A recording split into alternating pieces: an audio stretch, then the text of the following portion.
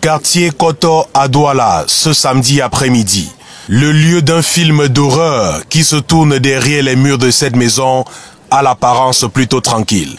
La forte présence des forces de sécurité donne à croire qu'un assaut se prépare à être lancé pour déloger des terroristes, que non. Dans cette bâtisse se trouvent 2 corps sans vie. Ils y sont gardés par la propriétaire des lieux dans l'espoir d'une résurrection future. Le premier est conservé ici depuis 3 ans, selon les dits de cette dame, qui n'est autre que la sœur aînée de la défunte. Dorothée Ngombondje serait donc décédée le 25 mars 2016 et la dépouille est restée gardée dans un coin bien aménagé du salon de la maison.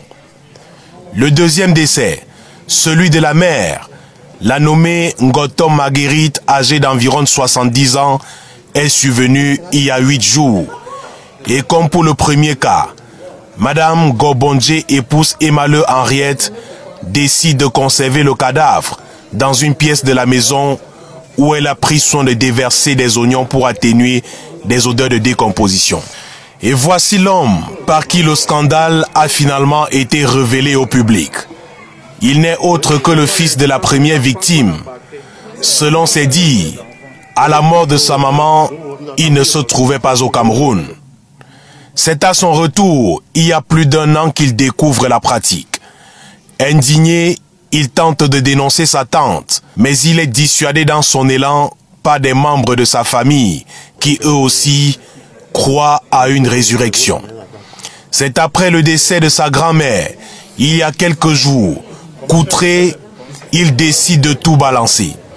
Le quartier est donc pris d'assaut. Curieux, voisins, autorités administratives sont venus témoigner de l'horreur.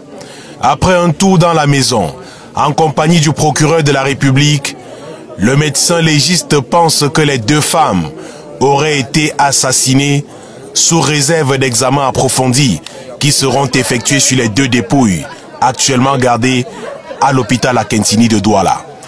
Câblée en permanence sur la chaîne de télévision Emmanuel TV et jusqu'au moment où elle était conduite au commissariat du 12e arrondissement de Douala, Ngombondje, épouse Emmaleu, continue à croire, dur comme fer, que sa sœur et sa mère vont ressusciter par un miracle de Dieu.